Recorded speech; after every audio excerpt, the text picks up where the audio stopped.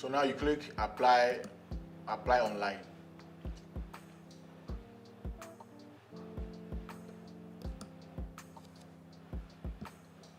So now there are some basic questions they will ask. Are you currently employed to? Nope.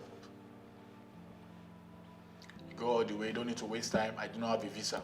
So I see people keep asking me, but I have it. No, you don't have visa, you don't have visa. Now look at it now, they're asking, do you possess NMC registration? Yes, you possess NMC registration. Why? Because you have started your NMC registration, you have done IELTS, you have done CPT. So why so now here we have it. So now there's a good thing about this application now is that if you have done an application before, there is no need for you to start afresh. That's a good thing about applying on NHS website, Trac Jobs. There's no reason why you need to start afresh again. Yes, I've done an application before, so I can click. I can click on it, launch application. So it will just duplicate what I have in that other application, put it back on this one. So the only thing I just need to do on this one is just to make some necessary adjustments of the sort. So in having your application, there are some major parts in your application which I will streamline. Yes, your name is just generic. Yes, your name, relationship with an NHS. Maybe you have a director you know that is working there, all this stuff. But we all know as international, so there's no need. Just put not applicable. So the next one you are looking at is they just want to know if you have any unspent conviction. Do you have any unspent conviction? The answer is no. All the way, do you have no? So this one, I didn't even look at them twice. I know is no. So requirement is regardless whether caution, no. But if you have, please put. That doesn't mean. So we move on. So education. This is the most important part. So now I think it should go in this order. Registered midwife, the name of your school, well spelled out, your grade. If you know they don't give grade in your school, just put credits, just to beef up your application, your grade a little bit. Yes, you pass, but just credit. Year obtained, the latest, which is the year we are on now. If you have any other study you have done that you graduated in 2023, so I would advise you put that one should be at the top. Let it go that way. The next, you can see the next is 1998, which is WAEC. So if you have your BSc nursing also, you can include it. If you did in 2021, so why not put it at the top? 2021 followed by 2020 followed by 1998, which is your secondary school. For those that only have diploma and WAEC, so don't just put only diploma. Advice, just put WAEC to it and just let it be, and move on. So also training and course attended. So on this level, I advise people, you are applying to internationally. I believe apart from your general courses that you have done in Nigeria, I will also advise your CPD courses. I will advise there are some courses online that you can do free of charge that you don't even have to pay. So just I'm going to drop a link on the description box down there, which I advise you to check. We have Moms and Babies Academy for midwives, and we have Alison. We have Florence Academy. You can check those. Actually, they didn't give me any sponsorship for me to do this advert. I just feel this is my only two way of bringing information to you for you to know how to access them. On Alison, you still have to pay 1 or 2 to get your certificates. But on Florence, as soon as they are done, they send your certificate to your email, and with that, you can include on your training.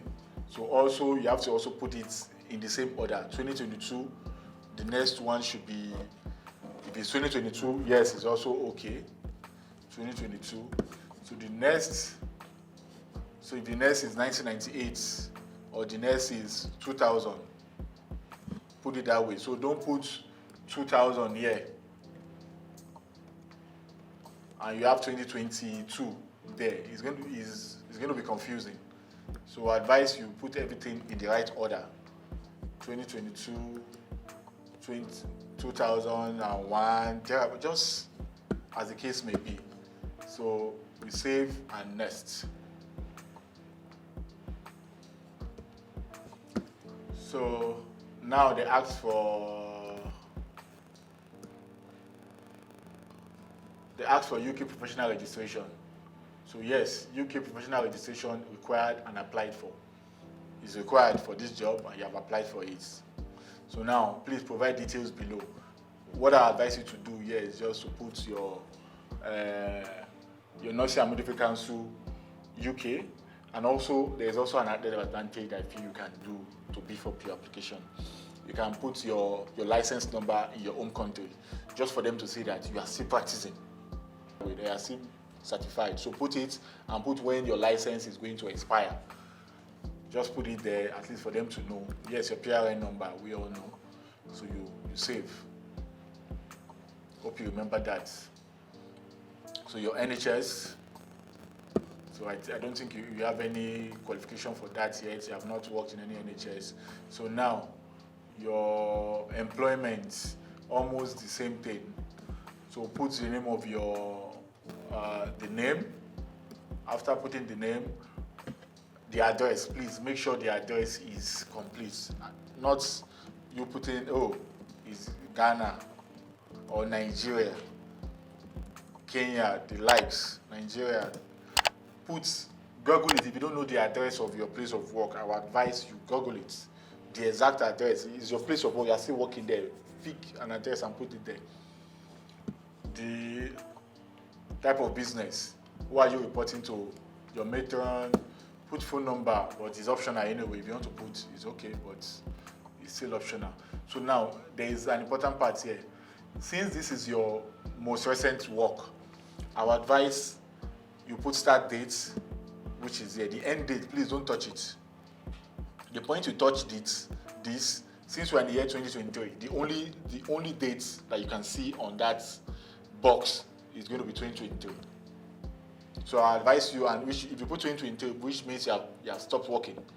So just leave that place empty and go all the way to, how do I put it? Your grade. You put your grade, your salary, optional, period of notice, 1 month, 2 weeks.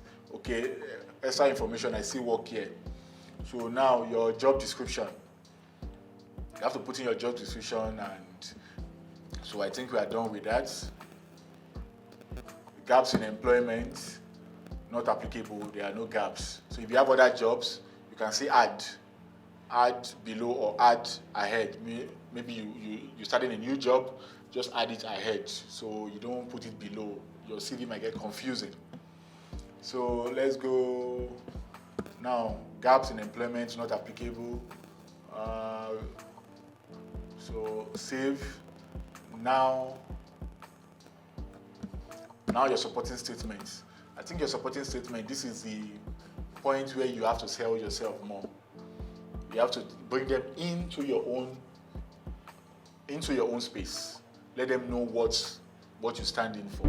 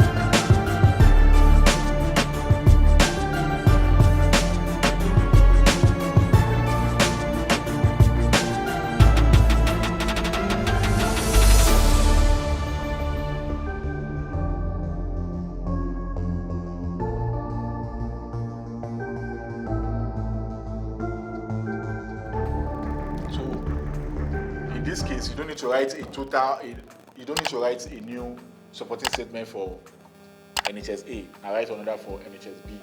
No, just write your supporting statement, because if you look at this person specification notes that is always there, the person specification is always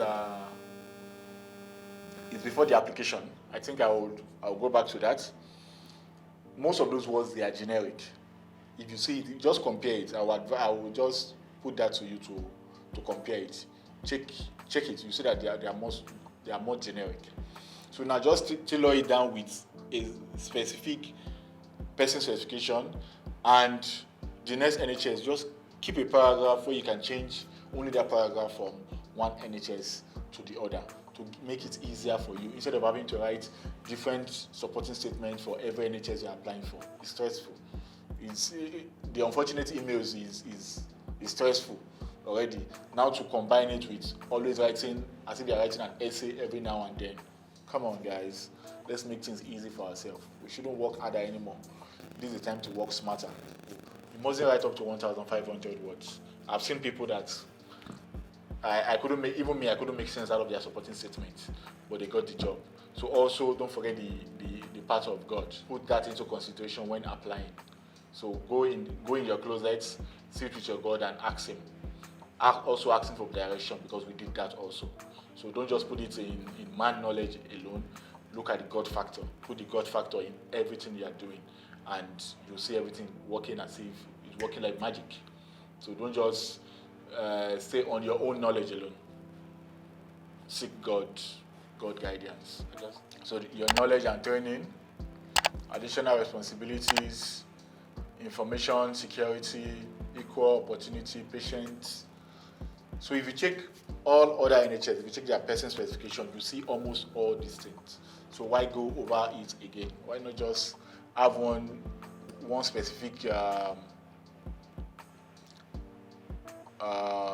supporting statement and use that? So you can say essential, you must be a registered midwife, currently registered to practice. Now you have added that you are still practicing. Yes. You added that you have your PRN. Registered nurse, postgraduate diploma. Yes, you are a registered nurse, postgraduate, a diploma, certificate in midwifery. Anyone is accepted. Counseling skills, teaching skills, IT skills, team player, motivation. So now with this, I think you have a guidelines to write the English. You write the English in their own terms. Yes, it's good to write in your own. Yes, you want to write your own way.